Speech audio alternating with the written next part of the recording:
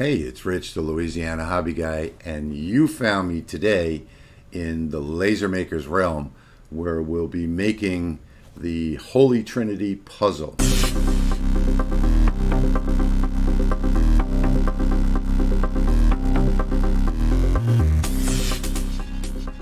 Alright, so let's get started in LightBurn. And here is, I'm going to come up here to the file open. I'm going to open up New Testament puzzle, and the first thing that you're going to see is going to be the project notes. Let me make this just a little bit bigger so you can see it better. And I'm going to ask you, please don't send me questions that are answered in this frequently asked questions notes here. So the blue layer, which is going to be the text that you see in the background on some of the different pieces, is a toolpath that will not burn. So you don't have to worry about that at all. That's just there for your information only. The font that's used in this file is Gideon Plexus. Now, if you've opened this file before installing the font, it will actually, the font will be embedded in LightBurn and it will be okay. But if you decide to edit any of the text, you won't be able to. So if you'd like, you can install the font first, close this file, copy this first before you do. This is the address to the font. It's a free font, and you just install that on your system. You download it, you unzip it, double click the font, and then click the install button on a PC. I'm not sure about how to install fonts on a Mac. So that takes care of those two things. Now, this file was created for a diode laser, 10 watts. It was created for the Rollei Lasermatic, and it has an origin of the front left. If your origin is different, if your origin is rear left, you'll need to select everything on the screen, Control plus the letter A, and mirror the entire file vertically. And the mirror icons are right up here. This is mirror vertically, and this is mirror horizontally over here. So if your machine origin is rear left, you need to select all and mirror the entire file vertically. If your machine origin is rear right, you need to do both. And if you're using a different wattage, you need to adjust both the speeds and the powers of both layers, the black and the red. If you're using a CO2 laser, you will need to do both mirror steps as well as turn off overscanning on the layers, unless you have like the monport 40 watt with the Gerbil controller. That one operates just like a diode laser. So for diode laser users, in the console tab, the first thing you should do is go in and type the $sign twice and then press enter. And what you're going to be looking for is the $110 and $111 settings. Now that's going to tell you what the maximum speed that your laser can run at. The maximum speed in this file is 8,000 millimeters per minute. A lot of diode lasers, it's going to be 6,000 millimeters per minute. So you'll need to adjust the speed for the black layer. You'll have to lower that to 6,000 and adjust your power. So as far as testing is concerned, there is a test piece on the workbed to test both the cut and engrave on the material that you're using. So it's designed to test the cut path in all directions. On the Trinity puzzle, you'll see that you can read all of this yourself. The file at the top of the screen will engrave and cut. Then this talks about the wall plaque and blah, blah, blah. And down at the bottom is the license. And you are free to use this any way you wish, except redistributing the actual electronic files. So now when you first open the file, it might look like this. And you'll just see maybe this one piece. If you just roll your mouse wheel and zoom out, you'll see everything that's included in this file. Now these files off on the side here, they're not going to burn because they're off the work area, and LightBurn is not going to send any of that information. It's only going to send the information that's in this area right here on the screen. So this is your test piece, and as you can see, it's designed to test every different angle of the laser to make sure that the cut and the engrave both work perfectly to your liking. If it doesn't cut all the way through, then you'll need to increase your power, lower your speed. If the engrave doesn't look good enough, change the power, change the speed. You get it. So now the Trinity puzzle has 3 pieces. Let's start at the bottom. At the bottom you've got the base. So that is the first piece you can cut out, or it could be the last piece, either way you want to do it. At the top is the layer that goes on top of the base. Around the outside is going to be the holder for the puzzle pieces. So only this outside part, these 2 are going to cut, as well as the puzzle itself. So this whole thing is cut out of one piece, but you'll wind up with the outside triangle and all of the puzzle pieces. Here is the actual puzzle that I designed, as well as a few sayings that I put on top here. And over here on the left, you've got your bases. Now, you're going to cut out 2 of these, whichever one that you pick. So this top one up here is designed for it's called 2mm wood that you buy on Amazon. It's actually 1.75 millimeters. All you do is glue the 2 pieces together and slip the puzzle into it after it's completed. And this is if you want a stand, and I guess most people are not going to do the stand, but I'm including these anyway. This is the stand for 4mm wood, which comes in at about 3.75 on my caliper, and this is the stand for 6mm wood over here. So you just cut out 2 of those depending on which one you're using, and that's it. Over here on the plaque, this one is very straightforward. You just cut 2 pieces. And this already has the hole to hang it up on the wall. If you want your wall paint to show through, you don't need to cut the second piece here. The second piece is designed to engrave these words so that they show through the cut in black. And then you can also, if you like, paint the rest of this a different color or a series of colors. You may want to paint it a gray sort of color, and then maybe up here an orange for the sun going down, and paint the clouds over here. So you do whatever you want with that. There's lots of options for that. And over here you can do the same thing. You can stain the wood 2 different colors. You know, the outside triangle here you can stain in a darker color than the inside puzzle pieces to give it a little distinction. And that's about it. So that's the whole thing right there. So let's get rid of these for a minute. And I just want to show you real quickly what we have on the side here. We have an art library. So there are 2 ways that you can download this. You can download the zip file, and that zip file will include the LightBurn file as well as the Trinity art library. And if you want to use the art library instead, then over here are all the pieces that are in here. All you have to do is double click them to bring them out on the screen. Put it wherever you need it to be, run your test file, and then you can do them one at a time. You can start off just left to right. So if you're doing the plaque, you do that one first, you do this one second, and if you're doing the Trinity puzzle, you do this one first, you do this one second, and this one third.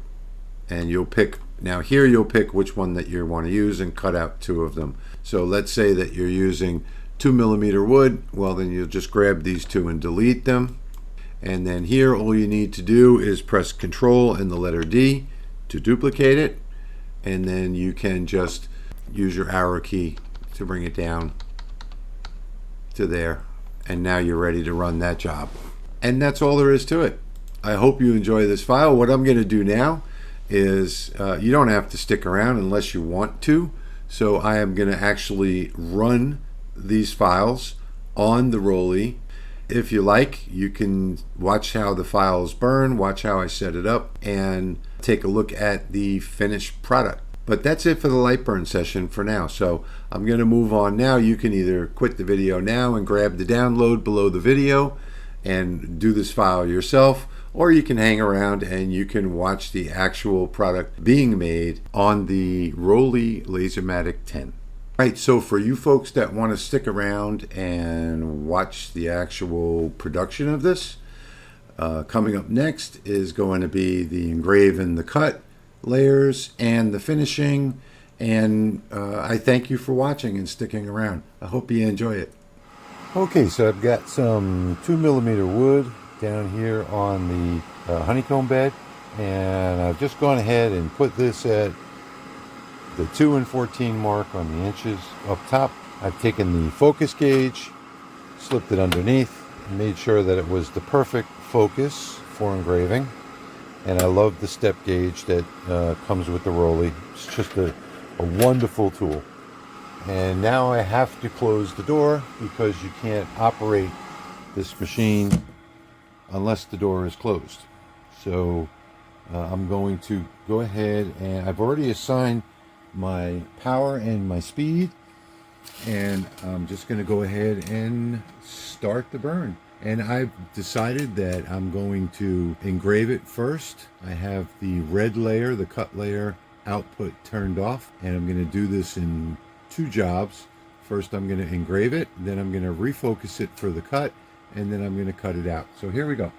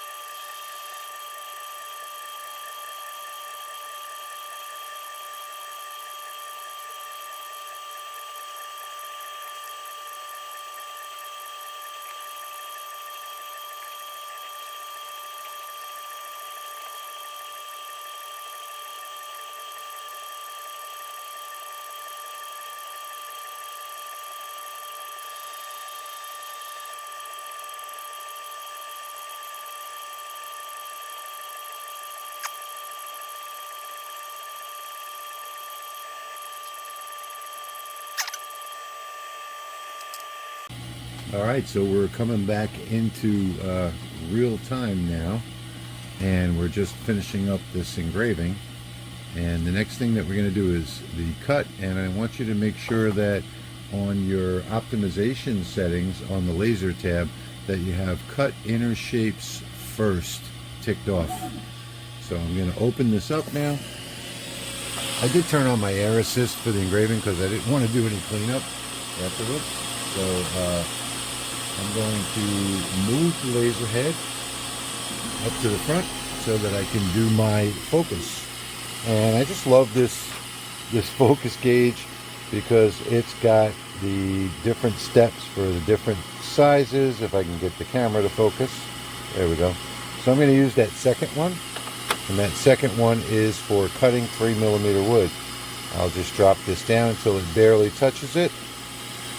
And this is why I love this gauge, is because you can dial it in so perfectly. And now it's ready. So I've got my cut settings all done, and I've already turned off the output on the black layer, and I've turned on the output for the red layer, and I can just hit the start button now. And now it will start cutting out all of the pieces. And we're doing this in one take. This is a one-take video. I'm going to speed up some of the parts just so that it doesn't take so long. But I'm doing all of this in one take. And this right now is live. You can get an idea of how it cuts 3mm wood. And once we've gotten through a piece or two here, so you can get an idea of how long this will take, I'll start speeding up the video again so that we get through it a little quickly and move on.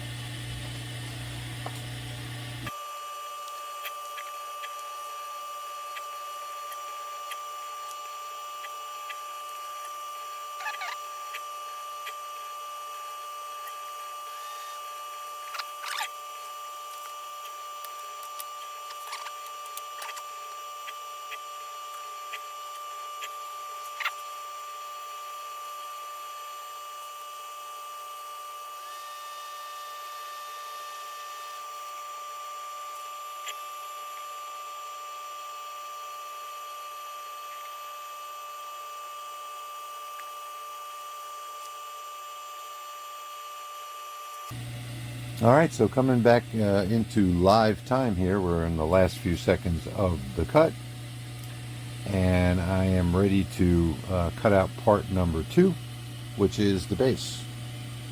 And I probably should have cut that out first, but it doesn't really make a difference. And that is the end of it. I'm going to give it 1 second just to clear out the smoke. And there we go. So I will pick this up and test my cut, make sure my settings were right before I actually pull this off, and it looks like everything is okay here. So we'll go ahead and take this off. And I don't think you want to watch me take all of these pieces out one by one, so what I'm going to do is, oops, there goes one. I'm just going to do this off camera real quick, and then I'll come back for the second cut. Okay, so what I've done here, I've very carefully put all of these onto another piece of wood. This way I can just slide the whole thing off onto the next piece of wood when I'm done. Actually, I'm going to take this frame off and stain it first. And now I've got my second piece of plywood, and I'm going to just take and position it at the number 2 on the right and the number 14 on the left. Close the door. Because I'm using absolute coordinates, I don't have to worry about lining anything up. I'm going to come back over to the laptop, and I'm going to start my burn. I've already set my red layer to output and my black layer not to output, and the laser is already focused. So all I have to do is click start. And now we'll run that second job, which is, oh, you know what? I have to stop that real quick because I did not bring out the second layer. Wow, I'm glad I'm glad I noticed that in time. So I'm going to come back to my art library and bring out the second layer and position that. Let's see. I'm going to move the laser out of the way because I want to check on my camera and make sure that I put this on the right spot. I've already started that burn. So I'm going to move that out and update my overlay on the camera. When you make mistakes like this, you know, you can come back and fix them if you have a LightBurn camera. So let me take a look here and update my overlay and see what we've got. It started to cut. Let me see if there's any way that I can move this to a place. Oh, I know what I can do.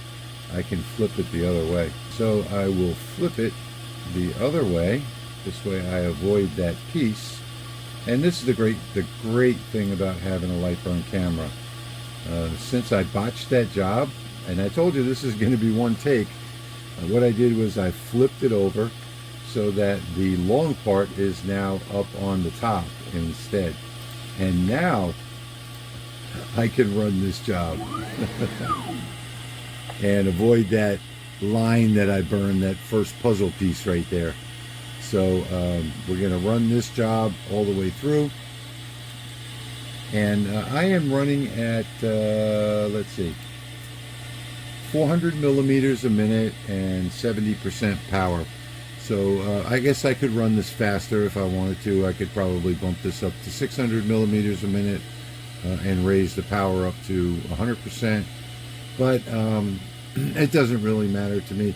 I want to make a library that anyone can use, excuse me, that anyone can use, the people that are afraid of running at 100%, which they really don't have to be, and everybody else. So, you know, if you get this library and you have a Lasermatic 10, then you can bump the speed up and cut this out a lot faster if you wanted to, and just raise the power up on it. But for now, I'm going to stick to the 400 millimeters per minute on the 3mm wood. And I'll speed up this last part here real quick and we'll get through it and come back to live in a second.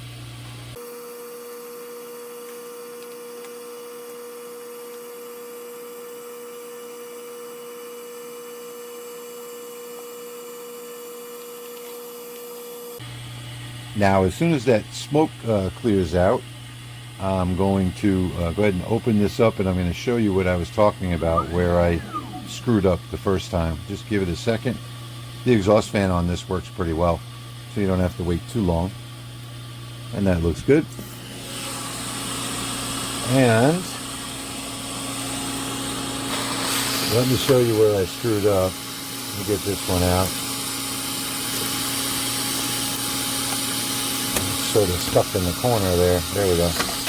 So here is where I screwed up. If you look right here, you'll see that it started cutting the puzzle piece.